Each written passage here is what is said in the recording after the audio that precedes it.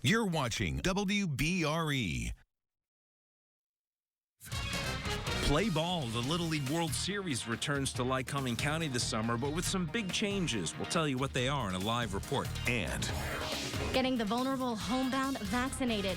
I'm Julie Dunphy. How you can get your elderly loved one vaccinated in the comfort of their home. plus, Addicted to gambling, how addicts can hide their problem, and why some experts say it's on the rise in NEPA. proudly covering all of northeastern and central Pennsylvania, this is Eyewitness News at 5. Good Monday evening, everyone. Thanks for joining us tonight. I'm Nick Toma. I'm Candace Kelly. Big news on the Little League World Series a short time ago. The games will go on. But it will be a scaled-back version this year, and we have live team coverage for you. We'll hear from Eyewitness Sports Director A.J. Donatoni. But first, we'll check in with WBRE 28, WYOU 22 Eyewitness News reporter Caroline Forbach, live in Williamsport. Caroline? Well, Nick, Candace, that's right. The Little League Baseball World Series will be held as scheduled this August here in Williamsport. Little League President and CEO Stephen Keener made the announcement earlier this afternoon. 16 U.S. teams will play in the 2021 Little League Baseball World Series in Williamsport. Following recommendations from the 2021 Little League International Pandemic Response Advisory Commission, officials made the decision not to allow international teams this year. Instead, each region will send its top 2 teams to each World Series with seeding decided by the winner of the regional championship. Keener says it's highly unlikely they will be able to allow general public attendance. Spectators at both region and World Series tournaments will be limited to select family members and people associated with the teams. We are happy in the fact that they are going to be having families coming into the area. The families will need to stay in our area. They're not going to be able to stay over at the Grove. The kids are the only ones who stay there. So, we will see some activity, and those people will get out and about. It just won't be like it was in 2019 or years prior to that. And we'll talk more about what this means for the community later tonight. For now, reporting live here in Williamsport, Caroline Forbach, 2822 Eyewitness News. Caroline, thank you. And that announcement today affecting more than just the games in South Williamsport. And Sports Director A.J. Donatoni is now in the studio with more about that. Hi, A.J. Hi, Candace and Nick. The Little League World Series has included international teams every year since 1976, so obviously that is the biggest news of the day. Only teams from the U.S., but there are some other notes of interest that came out of today's announcement. For instance, the teenage divisions run by Little League International, including senior and junior league baseball and softball, will not conduct their own World Series, but instead will conclude at the state level. And as it pertains to the MLB Little League Classic, a tradition which began in 2017, it will go on as planned this August, according to Little League CEO Stephen Keener. The game will take place at historic Bowman Field in Williamsport, and Keener said every effort will be made to have World Series players attend that game safely. Since we are going forward with the World Series, Major League Baseball will go forward with the MLB Little League Classic game this year, featuring the Los Angeles Angels and the Cleveland Indians. Again, we have the same concerns for the kids in the World Series going over to Bowman Field for that game, and we're going to have to put some measures in place to make sure that they're protected over there as well. The Little League Classic has been one of the highlights of the World Series since 2017, giving kids from all around the world a chance to see a big league game up close. So it looks like at least that tradition will continue for this year. Nick and Candace? Yeah, at least some parts of that big week are going to continue. AJ, thank you. It was an overcast day out there, and we are keeping an eye on some storms. And Eyewitness News Chief Meteorologist Josh Hodell is in the Weather Center with your most accurate forecast. Hey, Josh. Hello there, guys. We are tracking more rain tonight. Don't be surprised if you hear a rumble of thunder, and more showers and storms in the forecast as we go through the week. Right now, it's just a light rain from Towanda to Wyalusing and Rush Township and Montrose. I would say there will be pockets later on tonight where it does get to be a little bit heavier, like the one we're watching that seems to be racing towards State College right now. So as long as that holds together, State College is in store for a good downpour. So scattered showers around tonight, a weak thunderstorm at your home later this evening. Temperatures are going to stay warm again tonight, lows in the 50s. Use the Eyewitness Weather app. Interactive radar is there. This way you can track the rain and the thunder with us. We are looking at more storms in the forecast tomorrow. Nick and Candace, I'll see you at 5:15. All right, see you then, Josh. A gas leak forced an evacuation, and it had a road shut down in Scranton tonight. You could actually hear and smell the gas leaking after a construction crew working on a water main hit a gas line on Mifflin Avenue. Buildings along that road were evacuated. One of them was Creative Critters Daycare. Officials there had to call the parents of the children to have them pick up their kids a couple blocks away from the gas leak. The first thing I think of is just get the kids out safely and make sure everybody stays calm. And then that's what they do. They're trained to do that, and the kids are aware of how they are supposed to act in those situations. That gas line has since been shut off, and Mifflin Avenue is open again to traffic.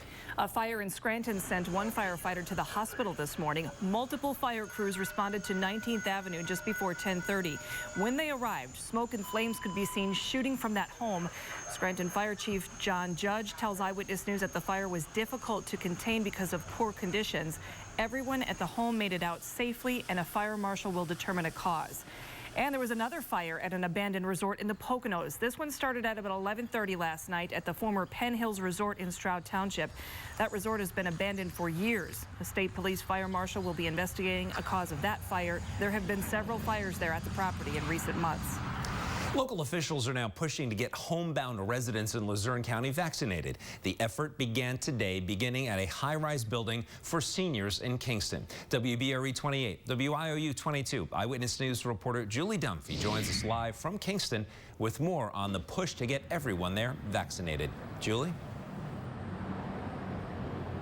Hi, Nick. Those vulnerable homebound people, really have been forgotten about during this vaccination rollout. Now, dozens got their first dose of the Moderna vaccine in this senior high-rise living facility today. And the bigger push is to get all residents that are homebound the vaccine in their homes. Everybody is here for one reason, and that is to provide vaccine to anybody who possibly needs it. A group effort began Monday in Luzerne County to get homebound residents vaccinated. It started with the senior citizens living at the Daniel J. Flood Tower in Kingston. Well, I'm happy now. I'm happy now because I've got it. About 33 residents received the first dose of the Moderna vaccine. They say convenience is the biggest reason they are getting their shots. When I found out it was going to be here, I thought it's time. Cameron says thankfully no one she knows has come down with the virus, but she is ready to get back to normal and have activities again in the same room that they received their shots. I want to get back to normal. Yeah, it's difficult. It's a long road, staying in your apartment and not socializing. The county-led group will make their way to other high-rise buildings in Luzerne County, then return in 28 days to give everyone their second dose. Now, if I get the second, then I'll feel much better. The next step, to reach all homebound residents in Luzerne County who want the vaccine. If you are an elderly person who is homebound, who can't get out, we will come to your house and provide this vaccine to you. So how does it work? If you have a senior loved one that's homebound, call the Area Agency of Aging at 570-822-1158. Now, officials say there are plenty of doses of the vaccine for those Luzerne County residents that are homebound who want the vaccine. Reporting live in Kingston, Julie Dunphy, 2822 Eyewitness News. Right. Thanks for the update, Julie. A lawsuit has been filed against a former medical doctor in Scranton. Dr. Joel Lowry and his former employer are being sued by a college student who is alleging, again, that Lowry sexually assaulted her in June of 2018. At the time, Lowry was an allergist at Horizon Medical Corporation. According to the lawsuit, the victim accepted a job shadowing position at the offices in Olive Street location. On her first and last day, the victim says that she was locked inside of an exam room with Lowry without consent or prior notice. She claims that Lowry conducted a full-body physical examination in his underwear and at times lifted up the victim's dress. The victim's lawyer says Horizon Medical Corporation and Lowry should be held accountable. He testified he was training in this clinic 75 to 100 students who were shadowing him. They failed to supervise him. They failed to train him. They failed to protect these teenagers on their premises. Now, Lowry was acquitted on 3 counts of indecent assault back in October. The jury was deadlocked on an indecent exposure charge. Facing a retrial, Lowry pleaded guilty in December to 1 count of lewdness and 2 counts of harassment. He was sentenced to 6 to 18 months behind bars. It's a final resting place with some serious issues. Coming up, the search for the cemetery's owner and why it's so important to some grieving families. Plus, it's an eye-opener for parents. Children's suicide rates on the rise. Coming up on our Health Beat, a program aimed at stopping it and warning signs for parents. And in our Consumer Report, some positive news, what many people are now saying about their personal finances. You're watching Eyewitness News on WBRE with Candace Kelly, Nick Toma, Chief Meteorologist Josh Hodell, and Sports Director AJ Donatoni, plus Andy Mahalchek and the Eyewitness News I-Team. Rooftop Weather is brought to you by the Enzalone Law Offices. If you've been injured, call Enzalone Law. Have you wanted to speak a new language but thought it would be too difficult? Then try Babbel. Babbel starts by teaching you words and phrases that gradually get more complex. Soon, you're practicing short conversations. So in 15 minutes a day, you'll be speaking a new language in a few weeks. Babbel works because it's built around real life. It teaches you everyday practical conversations that you will actually use. Babbel, language for life. Try it free at Babbel.com. At Creative Comfort, reliable HVAC installations and service are only a phone call away. Whether it's your home or business, we have 16 years of experience to ensure your system is installed and maintained properly. Through the years, it's our commitment to honesty that has made all the difference in providing the best quality equipment, best installation, and customer support. Overall, we're the best quality provider in the area. When creating comfort for NEPA, turn to the experts, Creative Comfort and Carrier.